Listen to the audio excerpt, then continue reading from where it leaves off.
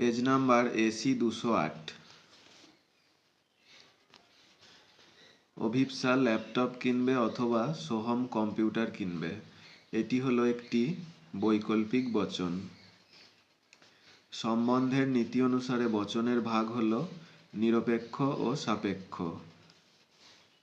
যুক্তি হলো ভাষায় প্রকাশিত অনুমান। আরোহ যুক্তির সিদ্ধান্ত হলো সম্ভাব্য। আদর্শ নিরপেক্ষ বচনের অংশ হলো 4টি। প্রতিটি নঞর্থক বচনের ড্যাশ পদ অবশ্যই ব্যাপ্য হয়। বিধেয় পদ। বৈধতার প্রশ্নটি জড়িত হলো যুক্তির আকারের সঙ্গে। বচনের বিরোধিতার ক্ষেত্রে সামান্য সদর্থক বচন সত্য হলে একই উদ্দেশ্য ও বিধেয়যুক্ত বিশেষ নঞর্থক বচনের সত্যমূল্য হবে মিথ্যা। একই উদ্দেশ্য ও বিধেয় বিশিষ্ট বিশেষ সদর্থক এবং বিশেষ নঞর্থক বচনের মধ্যে বিরোধিতার সম্বন্ধ হল অধীন বিপরীত বিরোধিতা। ব্যবর্তনের ক্ষেত্রে যা পরিবর্তিত হয় তা হল গুণ। নিরপেক্ষ ন্যায়ের ড্যাশ সংস্থানে হেতুপদ সর্বদাই উভয় আশ্রয় বাক্যের বিধেয় স্থানে থাকে। দ্বিতীয় সংস্থান। ফেরিসন মূর্তিটি বৈধ হয় তৃতীয় সংস্থানে। যদি পি তাহলে কিউ, কিউ নয় অতএব পি নয়। এই যুক্তি আকারটি হল বৈধ এমটি।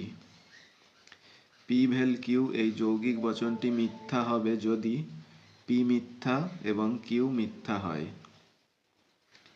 খেলা চলবে যদি বৃষ্টি না হয়।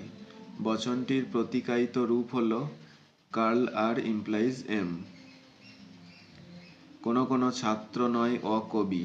বচনটির ভেনচিত্র হল অপশান বি। আরোহ অনুমানের সমস্যাটি হল